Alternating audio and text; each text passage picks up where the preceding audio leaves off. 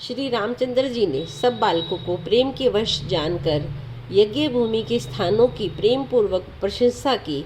इससे बालकों का उत्साह, आनंद और प्रेम और भी बढ़ गया, जिससे वे सब अपनी अपनी रुचि के अनुसार उन्हें बुला लेते हैं और प्रत्येक के बुलाने पर दोनों भाई प्रेम सहित उनके पास चले जाते हैं। कोमल, मधुर और मनोहर वचन कहकर श्री रामचंद्र जी अपने छोटे भाई लक्ष्मण को यज्ञ भूमि की रचना दिखलाते हैं, जिनकी आज्ञा पाकर माया लव निमेष पलक गिराने की चौथाई समय में ब्रह्मांडों के समूह रच डालती है। वहीं दीनों पर दया करने वाले श्री राम जी भक्ति के कारण धनुष यज्ञशाला को देखकर चकित होकर आश्चर्य के साथ देख रहे हैं। इस प्रकार सब कौतुक विचित्र रचना देखकर वे गुरु के पास चले गए। देर हुई जानकर उनके मन में डर है, जिसके भय से डर को भी डर लगता है। वही प्रभु भजन का प्रभाव, जिसके कारण ऐसे महान प्रभु को भी भय का नाटक करते हैं, नाटक दिखला रहे हैं। उन्होंने कोमल, मधुर और सुंदर बातें कहकर बालकों को जबरदस्ती विदा किया।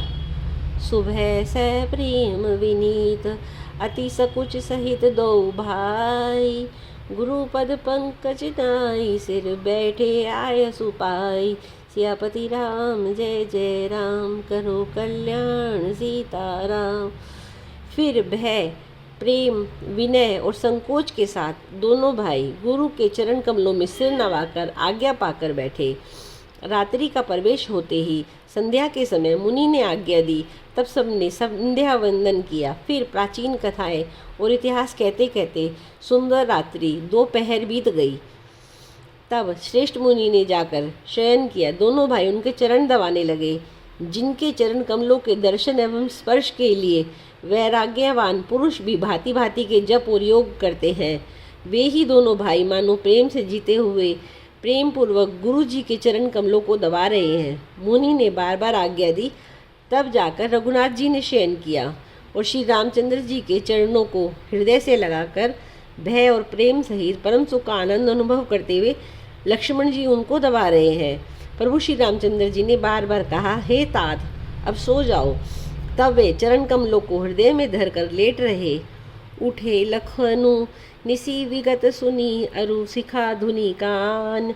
गुरु ते पहे लही, जगतपति जागे रामु सुजान। सियापति राम सीताराम, करो कल्याण सीताराम। रात बीतने पर मुर्गे के शब्दों को कानों से सुनकर लक्ष्मण जी उठे। जगत के स्वामी सुजान श्री रामचंद्र जी भी गुरु से पहले ही जाग गए।